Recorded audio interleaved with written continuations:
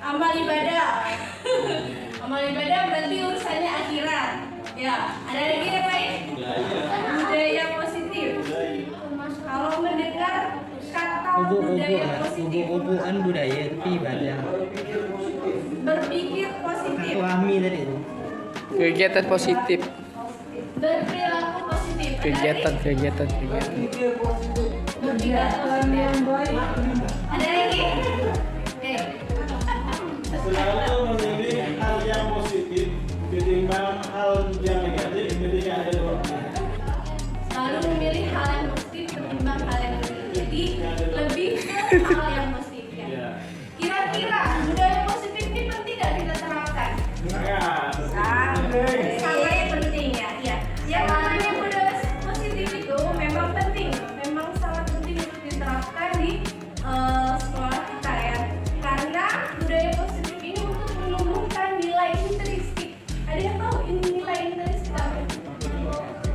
Di dalam intrinsik.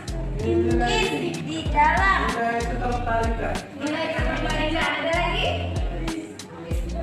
Nilai ketertarikan atau motivasi dalam diri. Nilai intrinsik itu motivasi dalam diri. Bukan hanya untuk kita aja, tapi untuk siswa. Karena mengetahui budaya positif ini penting untuk apa ya? Nggak cuma untuk siswa, tapi warga sekolah, khususnya untuk siswa ya, sesuai dengan apa namanya visi kita menjadi generasi akhlak Qurani, berakhlak, bergenerasi yang baik. Berarti kan itu penting untuk mewujudkan budaya positif. Sesuai juga dengan filosofi Ki Hajar Dewantara, yakni menumbuhkan profil pelajar Pancasila. Ya. Oke, kita lanjutkan. Oke, kita ini adalah konsep inti budaya positif. Yang pertama ada perubahan paradigma, paradigma belajar, kemudian disiplin positif, nilai-nilai kebijakan, kebutuhan dasar manusia, motivasi perilaku manusia, posisi kontrol guru, keyakinan kelas, dan segitiga restitusi. Di sini nanti insya Allah saya akan menjabarkan dari ke-5 konsep inti budaya positif ini. Boleh dilanjut lagi, Yuli? Oke, pembelajaran paradigma baru.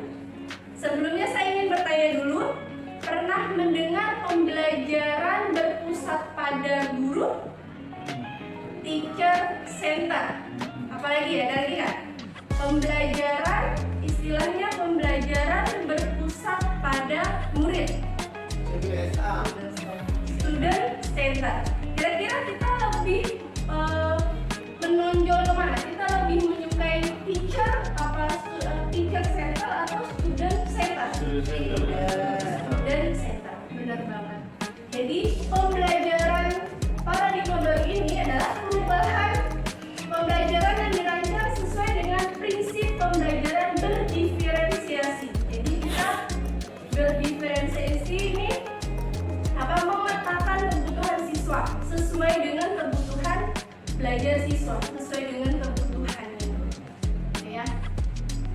Sehingga para peserta didik belajar sesuai dengan kebutuhannya berdasarkan tahap perkembangan sesuai dengan teori psikologi modern untuk mewujudkan balik lagi ke profil pelajar Pancasila. Dimana kita ketahui profil pelajar Pancasila itu ada 6 dimensi, ya kan? Apa aja? Beriman, takwa pada Tuhan yang Maha Esa dan berakhlak mulia. Dimensi yang pertama, dimensi kedua kemudian berkebinekaan global, bergotong royong, mandiri, bernalar kritis dan kreatif. Itu adalah dimensi profil pelajar Pancasila. Oke. Masih semangat teman-teman?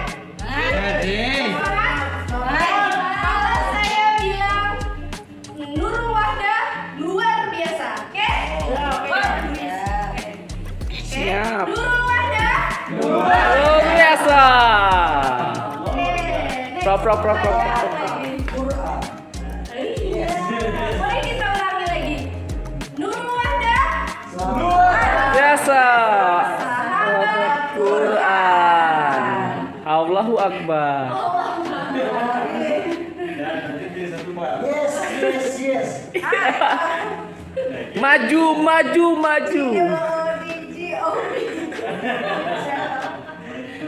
Job. Oke, next kita ke miskonsepsi tentang teori kontrol. Ini dari gambar ini terlihat Kontrol ya, kontrol. kontrol. Benar. Kontrol.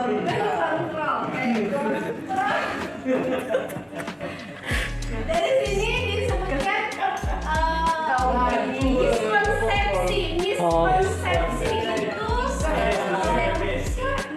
miskonsepsi. Ada yang tahu miskonsepsi?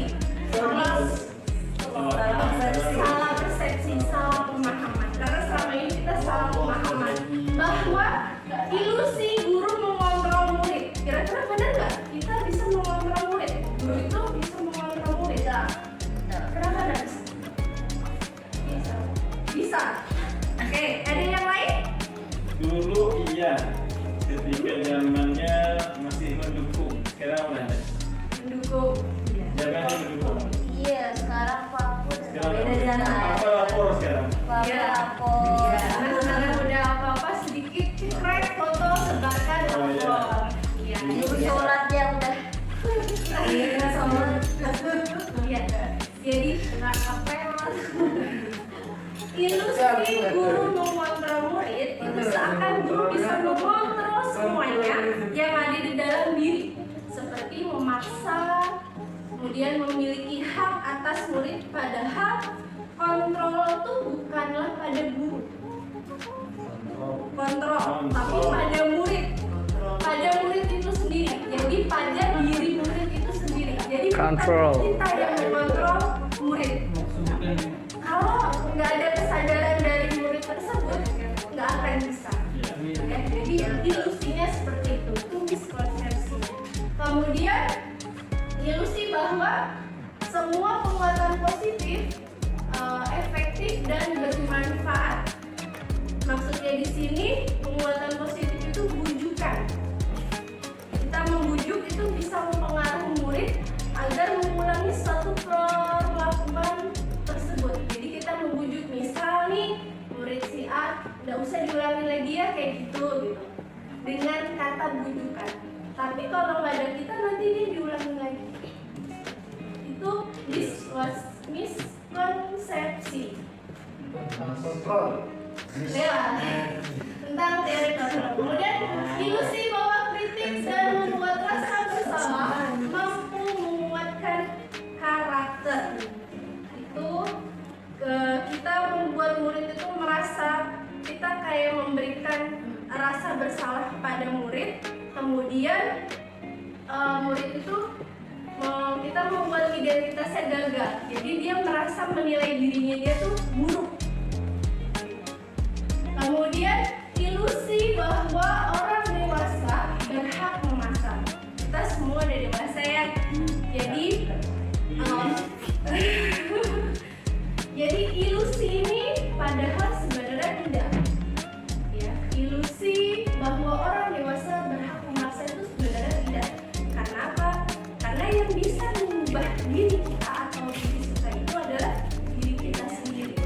Balik lagi ke nilai intrinsik atau motivasi dalam diri.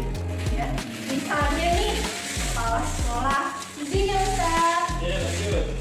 Kepala sekolah meminta kita untuk melakukan perubahan hal yang positif, ya kan? Kemudian apakah teman-teman akan menuruti keinginan kepala sekolah? Nurut. Positif nurut. Iya, ada. Nah, tapi berubahnya itu hanya ketika kepala sekolah memantau dan mengawasi, tapi bukan dari diri kita sendiri. Iya.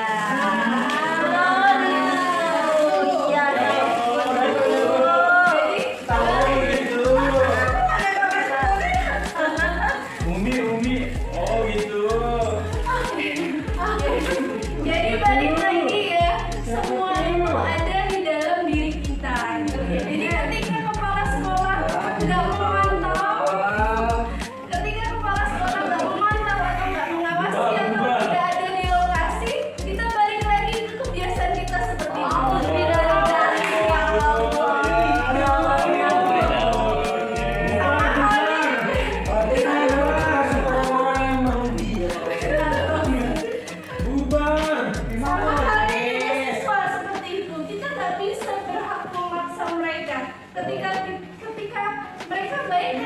depan kita. Ketika kita nggak ada di lokasi atau nggak ada wali kelasnya, mereka balik lagi ke seperti itu. Bubar. Jadi semua berada di nilai intrinsik motivasi dalam diri. Ya Allah, ketahuan ya Allah. Di sini ya teman-teman. Boleh next. Bumi itu bumi. Oke, nah di sini ada stimulus respon. Ini yang terdahulu dan yang sekarang adalah teori kontrol. Balik lagi. Oke, Kontrol. kontrol. Realitas atau kebutuhannya, kalau stimulus respon kebutuhan kita tuh sama. Padahal di teori kontrol kebutuhan kita berbeda. Benar tidak? Ya. Misal kebutuhan Ustazah Umi dengan Ustaz Tony sama tidak? Ada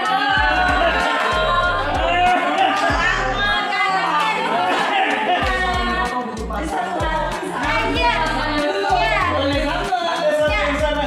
Sama-sama butuh pasangan.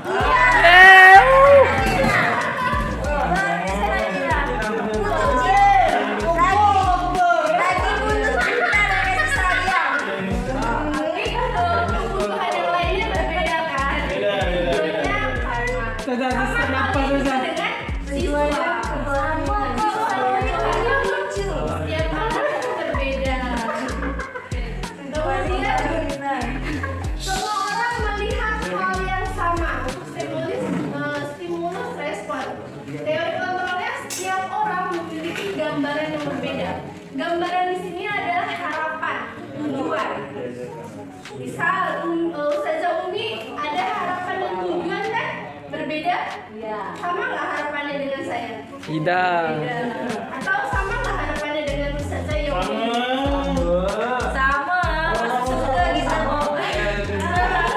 Punya tujuan apa kan kamu turunnya? Iya.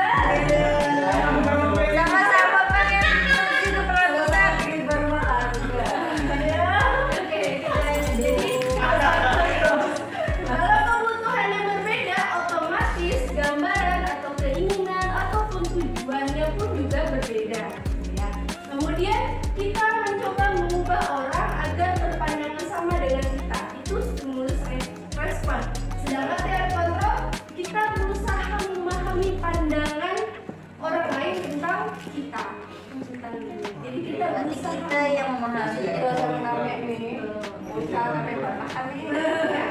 Kemudian stimulus respon perilaku buruk dilihat sebagai suatu kesalahan. Sedangkan teori kontrol, semua perilaku memiliki tujuan. Misal, siswa melakukan kesalahan, itu pasti ada tujuannya. Kita gali dulu, kenapa dia melakukan hal seperti itu. Sebabnya apa? Kita cari tahu dulu. Jangan kita langsung menjudge, oh siswa ini udah tidak bagus gitu. Jadi perilakunya sudah menunjukkan suatu kesalahan. Ya. Kemudian orang lain bisa mengontrol saya. Padahal di teori kontrol hanya Anda yang bisa mengontrol diri Anda sendiri. Balik lagi ke motivasi dalam diri, nilai intrinsik. Saya bisa mengontrol orang lain dari stimulus respon. Teori kontrolnya, Anda tidak bisa mengontrol orang lain. Contoh, saya mengontrol Yomi, tidak bisa. Yomi nggak mau dikontrol. Sama halnya dengan siswa. Siswa tidak mau dikontrol. Kalau Roni mau dikontrol.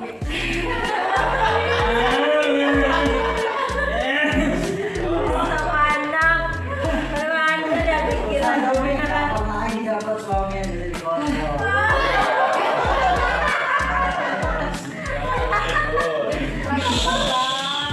Ya itu. Saya kita dikontrol. Pemaksaan ada pada saat hubungan gagal. Kemudian teori kontrol ya, kolaborasi dan konsensus menciptakan pilihan baru. Di sini adalah konsensus. Ini adalah komunikasi. Jadi kita berkolaborasi dengan siswa, kemudian kita berkomunikasi dengan siswa, memberikan pilihan-pilihan yang terbaik untuk mereka. Misal mereka melakukan kesalahan, mau nggak mereka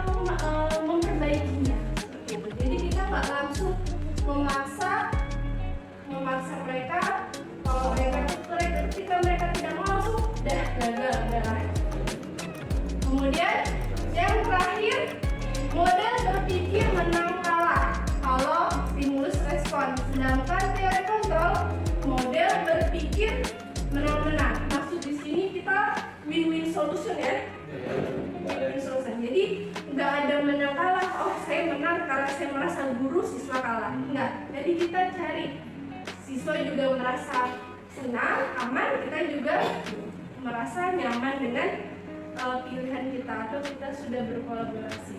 Intinya sih win-win solution. Next. Nah, Masya Allah. disiplin positif. Masih banyak ya slide-nya. Disiplin. Apa yang kalian teman-teman ketahui tentang disiplin? Oh, ini disiplin sesuai aturan. Sesuai aturan, pasti ada sanksi, ya kan?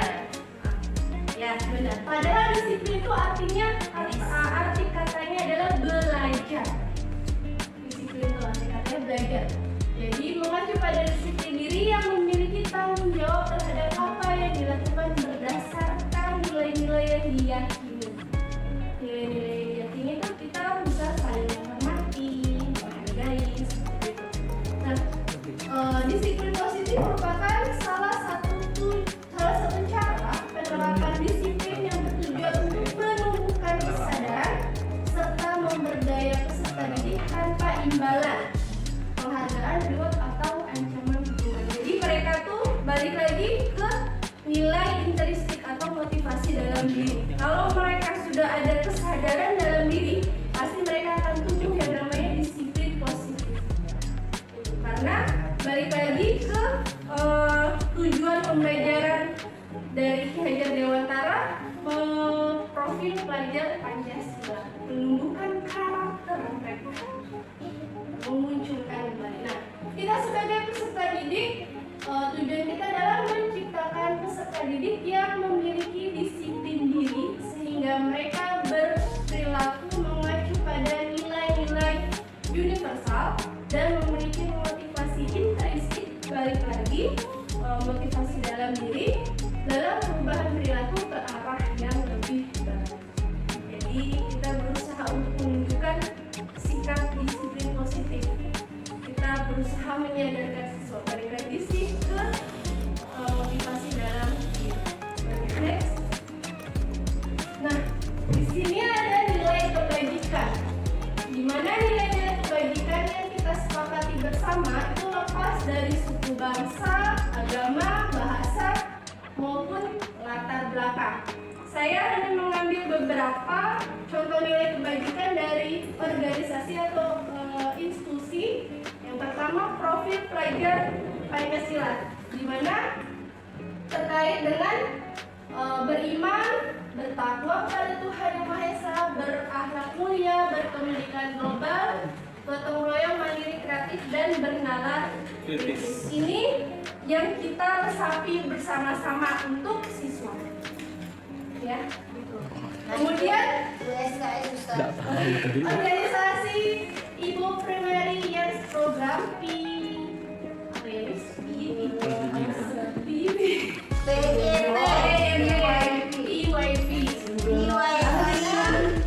ada toleransi, rasa hormat, integritas, mandiri, menghargai, antusias, empati, keingintahuan, kreativitas, kerjasama, percaya diri, dan komitmen.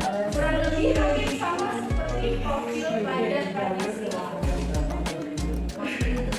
Kemudian keterampilan hidup, life skill, berbakti percaya, lurus hati, mendengarkan yang aktif, pendengaran aktif, tidak merendahkan orang lain, dan memberikan yang terbaik dari diri. Itu nilai-nilai dari organisasi yang saya ambil sebagian.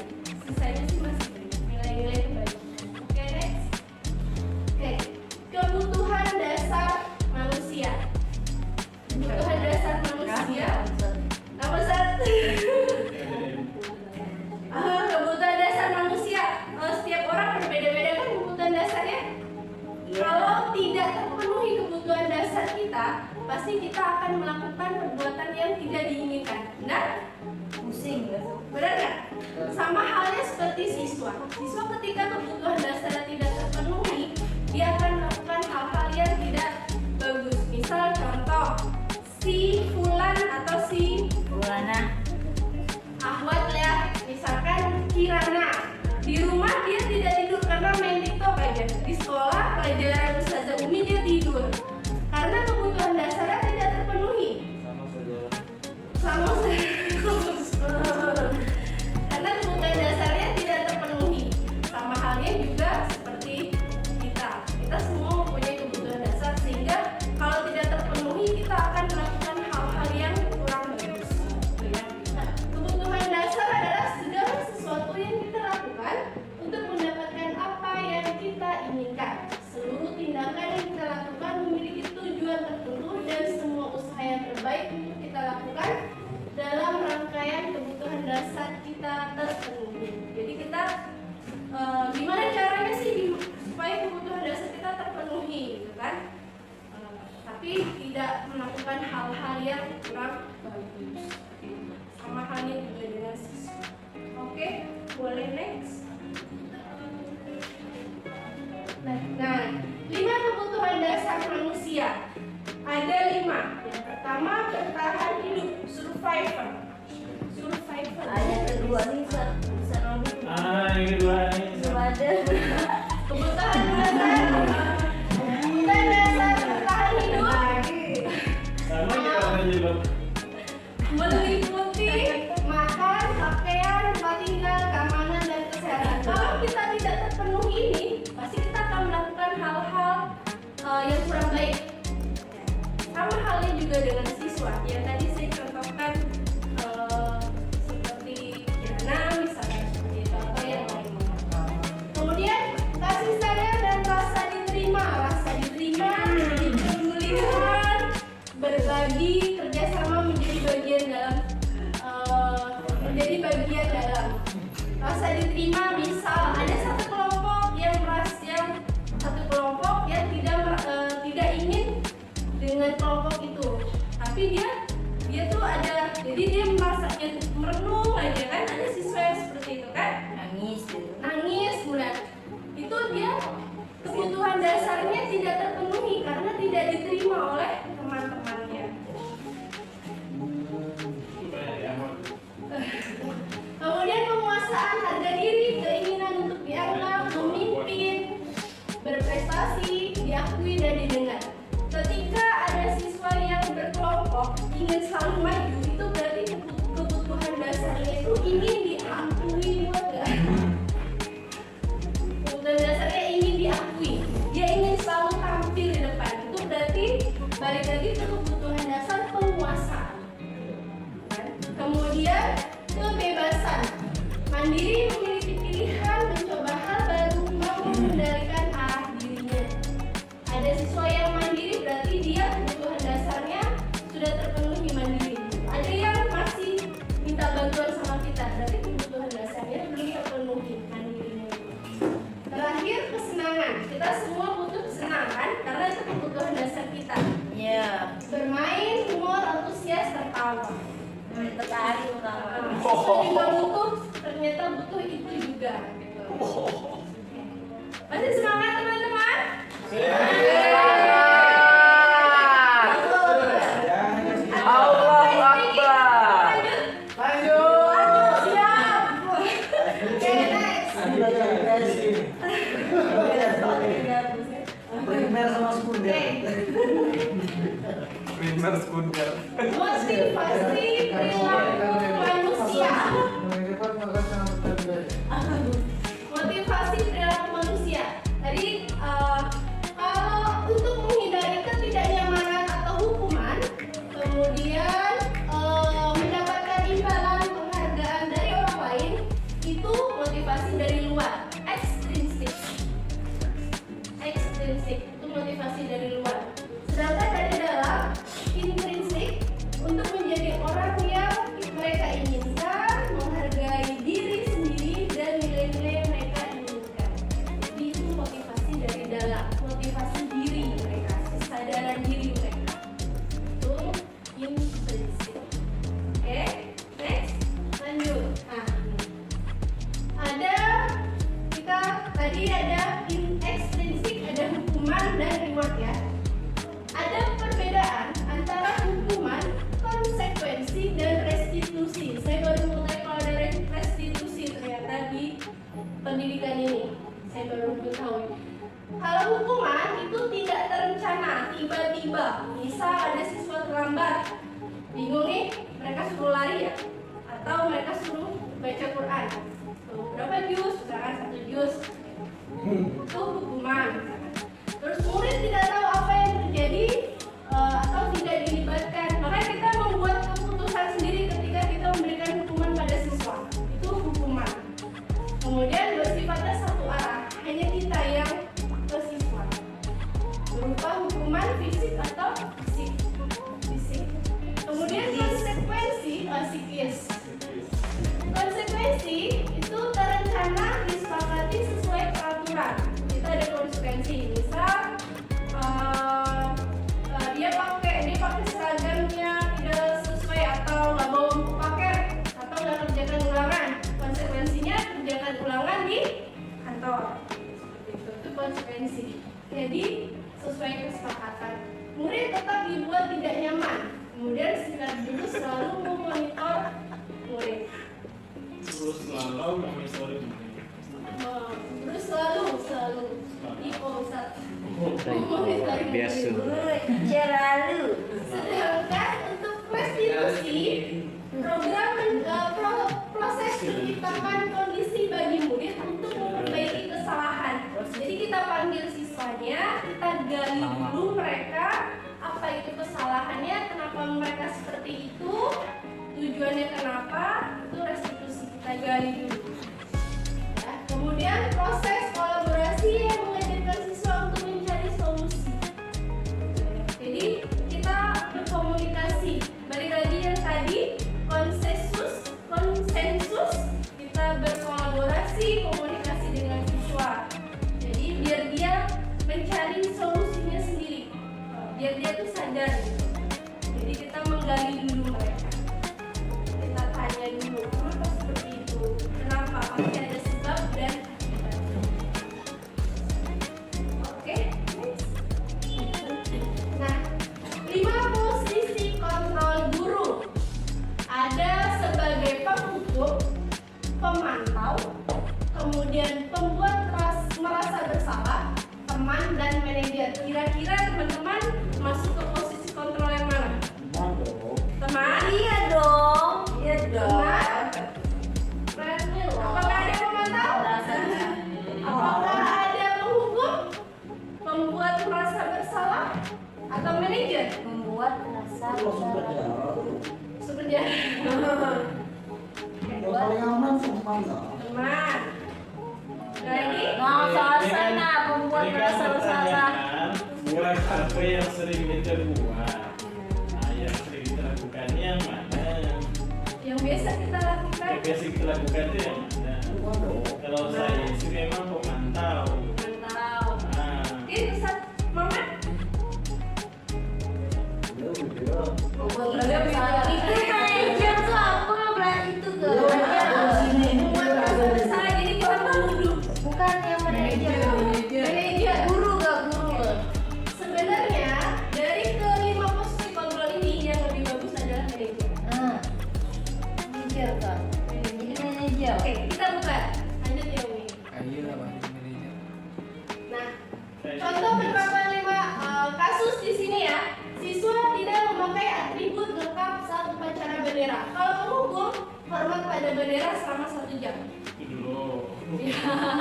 Sedangkan membuat rasa bersalah, berapa kali ibu atau bapak harus memberitahu kamu selalu mengecewakan bapak. Jadi Lebih mulai dari jadi langsung menuduh kayak gitu. Langsung menjudge, benar guys. lebih berat ya.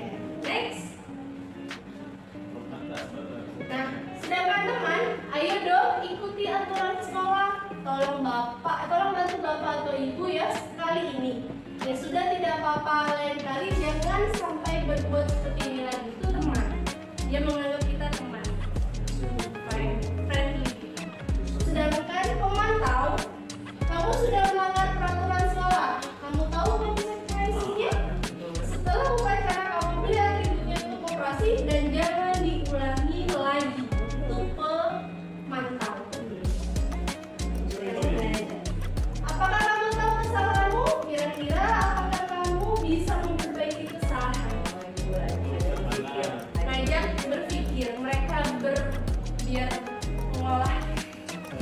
standar terbaik. Iya, benar. Nah, ayo bisa yuk. Tapi agak susah memang.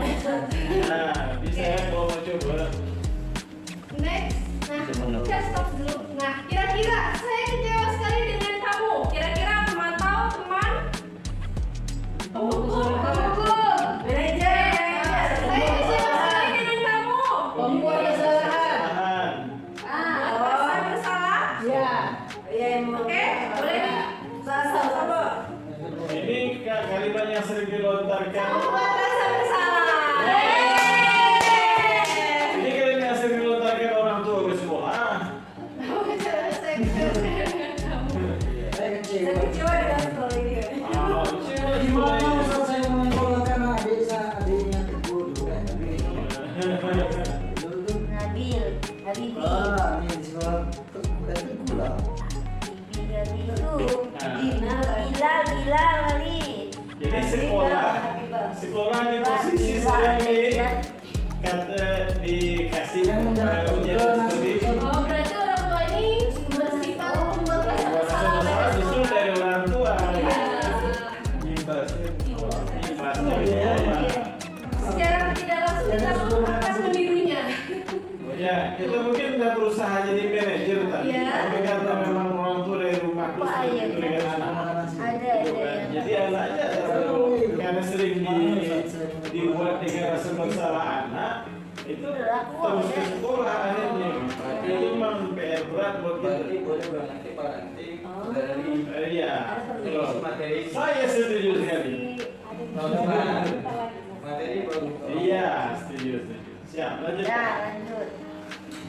Lanjut, kamu tidak pernah benar melakukannya. Kira-kira teman, penghukum, Pembuat Pembuat rasa bersalah. boleh dibuka jawabannya. Teng teng teng. Penghukum.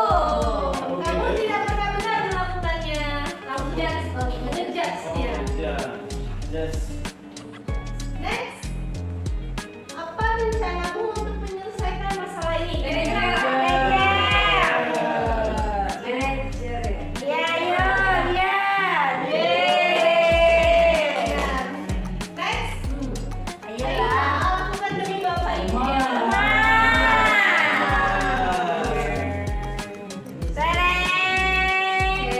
lain jawaban DPS nih. Kamu tidak pernah mendapatkan nilai jika tidak mengerjakan tugas. Mantap. Mantap loh. Pokoknya dia berkaitan sama role. Dia berkaitan sama role ini, sama aturan. Boleh dicek. Hukum. Oh, mantap. Kamu tidak pernah menjaga. Oke. Sekarang kita ke keyakinan kelas. Apa bedanya keyakinan kelas dengan peraturan kelas? Bisa? Apa tadi? Keyakinan kelas dan peraturan kelas. Keyakinan kelas Bersama dong keyakinan kelas. Kalau keyakinan kelas buat komitmen bersama. Guru dan siswa. Kalau peraturan kelas Ya guru bawa buat strict ya, tegas ya. ada konsekuensinya. Ada lagi? Keyakinan diriku sesuatu yang timbul dari inisiatif di kelas. Kalau peraturan itu yang dibuat kemudian didasarkan oleh satu kelas itu. Sepakati kalau keyakinan itu inisiatif yang timbul dari orang yang ada di dalam kelas umum dewan kelas ataupun siswa. Iya, benar. Yang disampaikan Miss Novi dengan pemahaman itu benar. Makan 50.000. Lain yang udah nih.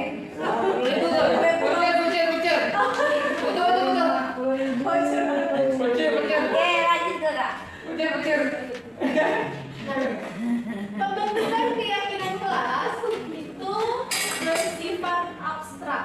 Kawan. Kemudian berupa pernyataan universal, kemudian dibuat dalam pernyataan positif. Kalau peraturan kelas kan tidak boleh, jangan mencontek, jangan menggunakan kata-kata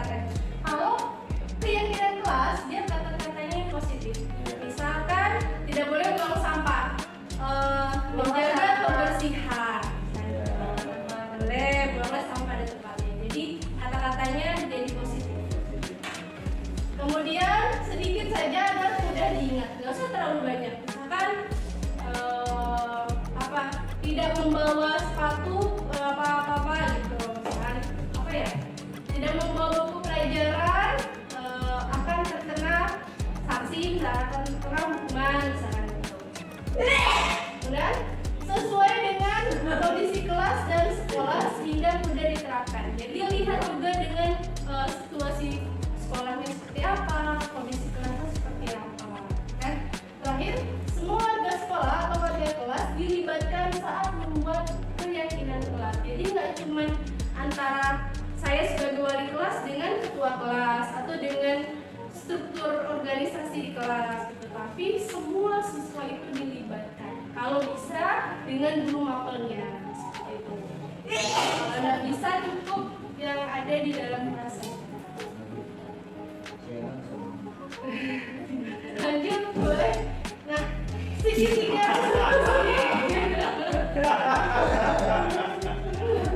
Dia ada yang musuh. Berarti nanti peraturan kelas bisa pakai pantun tuh berarti. Ya, kan positif, bisa pakai pantun ini kan. boleh. Misalnya tak boleh buang sampah sembarangan. Kalau hendak mancing seluar, pancing di bawah pokok sempaya. Sudah adanya sampah terbuang, tapi buanglah pada tempatnya. Iya. Kayak gitu kan. Oh, Isinya gitu. Jadi nanti Oh. dengan wali kelasnya disosialisasi.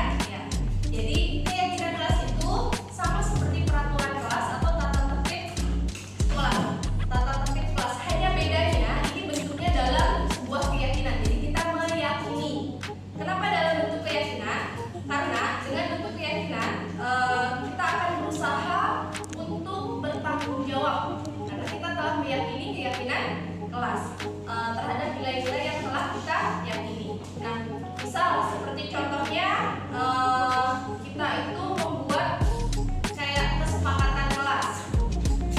Kalian paham kesepakatan? Kesepakatan? Paham. Jadi kita sepakat dengan nilai-nilai yang ada. Satu contoh misalnya kalian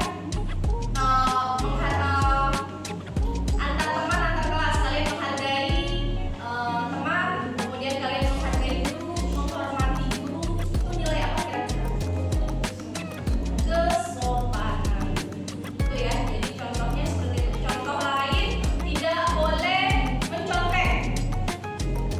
Nilai apa kira-kira? Tidak boleh curang dalam pembelajaran atau dalam ulangan. Kira-kira nilai apa? Kedisiplinan. Hanya bedanya kalau keyakinan kelas itu dia pernyataannya tidak boleh menggunakan bahasa yang kasar. Misal tidak boleh, jangan, tapi diganti dengan pernyataan yang positif. Misal tidak boleh buang sampah sembarangan. Kalian ganti menjadi buang sampah pada tempatnya. Paham? Paham. Oke. Sekarang kita Ustazah akan bagikan sticky note. Silakan kalian isi. Oke? Diisi keyakinan kelas. Kira-kira kalian mau bikin kelas kita tuh nyaman seperti apa? Nyamannya seperti apa?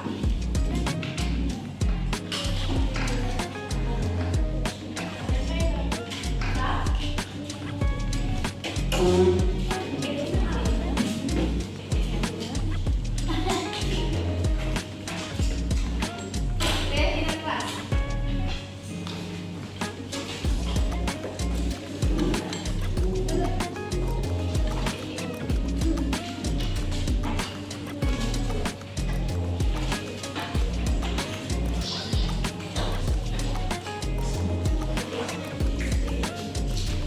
Silakan kalian tulis keyakinan kelas. Nanti ditempel, kita kayak tempel di papan tulis. Misal kalian tadi saya berikan contoh, kalian menghargai teman, kemudian bikin kelas kita tuh nyaman, tapi kita yakini berarti kita harus bertanggung jawab dengan nilai-nilai yang kita sudah buat. Pak, yuk. Nah, satu aja. Misalnya tadi tidak boleh mencontek pada saat belajar, tapi diganti dengan kata yang positif. Jujur dalam pembelajaran seperti itu.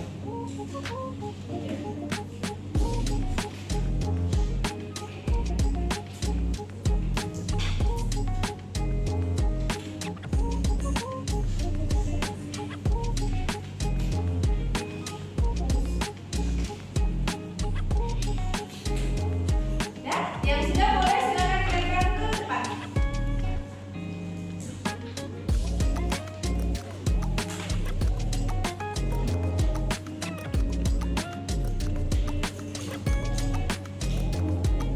Misalnya apa ya? Ada SDG.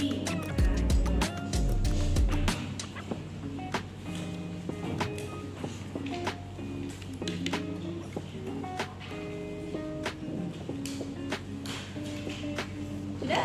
Sudah, boleh ditempel. Silakan.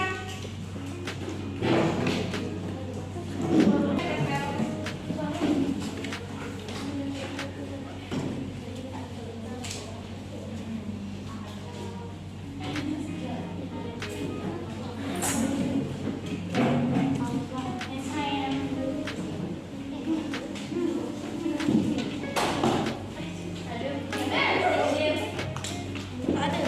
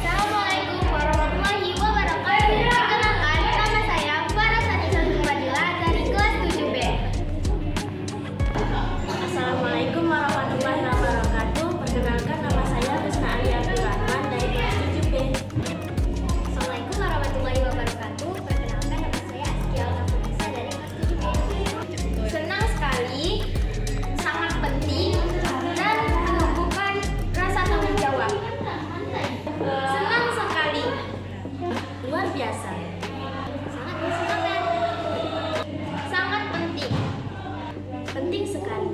Penting banget.